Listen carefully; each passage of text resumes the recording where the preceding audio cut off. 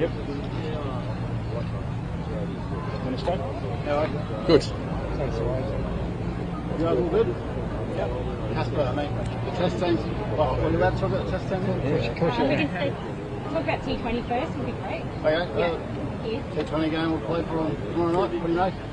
Oh, really looking forward to it. I think it's a wonderful occasion. Of course, the Gold Coast getting its first international game and having India here to show the awesomeness of the Gold Coast, I think, is something good.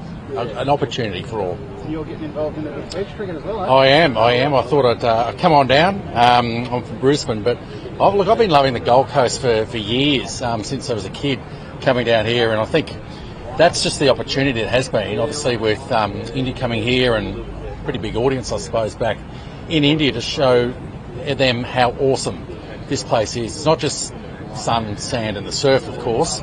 There's so much more about the Gold Coast, which is why it's so great. You must be happy to see Xavier Bartlett doing so well in the T20 side, mate, being a Brisbane Heat man yourself. Yeah, definitely. What do you make of his development?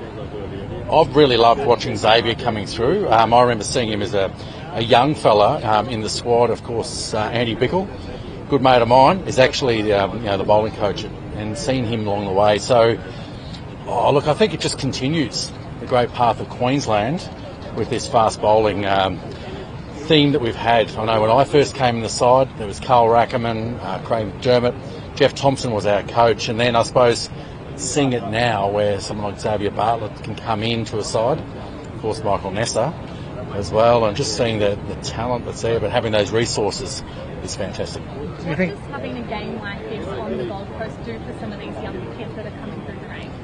I think it's just a matter of give you an opportunity to see, make sure and start believing that it's possible. I think, when you're quite often in, may say, regional parts of Queensland and Australia, it seems a million miles away. And when you're having a game like this around the corner at the stadium, it really gives you the opportunity to go see and just be inspired, I think, and that's what's so important.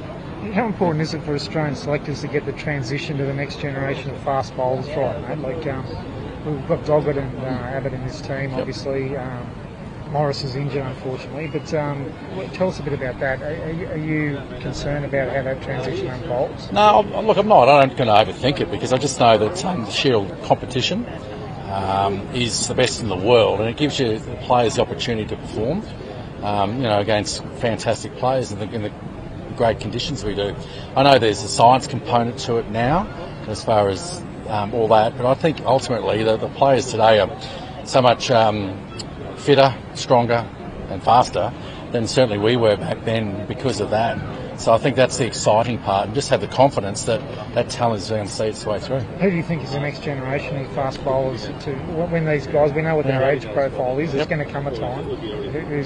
Who's next up on the ranks? Oh, look, there's a lot of players there, and I think that's the great part. There's opportunity, and the key is really you've got to stand out from the crowd. And by doing that and doing well in domestic cricket, I know that 2020 and the version of the season's a little bit different, where you've got those Shield games at the start, and then after you've got all these 2020 matches in between, the Big Bash. So it's not ideal for that, but I just think that for players, same with the bat. The opportunity right now just to stand out. Well, Doggett and Abbott, they've been named in this squad, and they're a bit older than someone like Morris. Yep. So you've been impressed with them? Well, I think it comes with experience too. And of course, Brendan Doggett's a Queenslander. He took the opportunity to go to South Australia. I know the opportunity to be close to Jason Gillespie was the inspiration for him to go down there. So that was great. Big move for him to go down. But it's certainly seen the benefit of it. For South Australia, he's done really well and been part of that Australian squad for a number of years. So you think if he gets called up at any point, he's ready to rock? Yeah. What do you like about him? Good. Not only he's an athlete, but he's also his pace. It makes it look easy, I think. And he keeps coming. I think that's the other thing which you have to do at Test cricket. Lacking like that express pace, it's rare to have an England team that's probably going to be a faster than an Australian team. What do you make about the lack of express pace? I don't think it really matters, to be honest. You need to get 20 wickets to win a Test match, of course, And I just think you've got to find a way to do it, and you share the load in across it. I don't think the players today, with protection, the way the techniques and all that, no one's too bothered with the sheer pace of the ball. The skills are there with the bat, so good. So I don't think it's a concern at all. I think for the Australian players, the players we have in the side right now are so good, and are definitely going to do the job. What do you make of the squad this morning in the top order?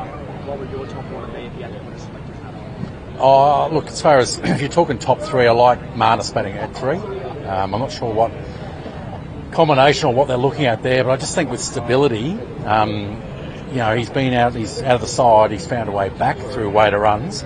It's a real opportunity for him to cement, I guess, that number 3. Australian cricket's always had that for a long period of time. We had, that guaranteed, best batsman batting at 3, from your Chappells and right the way through to Ponnings. And I reckon that's the chance for Marnus right now, is that batting at 3 to really secure and make that his spot for the next many years. So do you think Weatherall opens, Green bats at 6 and Webster misses out? Possibly.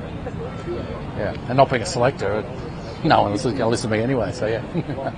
Well, Kasper, just wanted to know, since you have spoken about bowlers in all formats, Yep. how tough it is for them. For someone like Jasprit Bumrah, who plays all formats, Yep. in a good part of the Indian team, how do you think is the ideal way to manage his workload? These days, in Indian cricket at least, workload management has been a very fancier term. Yeah. Oh, look, it's not easy. I think that's the beauty, because if it was, everyone would be doing it. And I think that's the best part of seeing someone like Jasprit Bumrah coming in. The skills that he has are exceptional. And the other part I love about it with him is that his technique, his bowling style hasn't been coached out of him. It's been encouraged. I think there's something in that, really. And I think that's where he's naturally adapted, his body has, to the workloads. And now, of course, with the 3 forms, you've just got to time it. And I know Test cricket's number 1. We've seen T20 sort of come up, maybe take over the second position, and that's what we're seeing here. We're looking forward to the game and watching him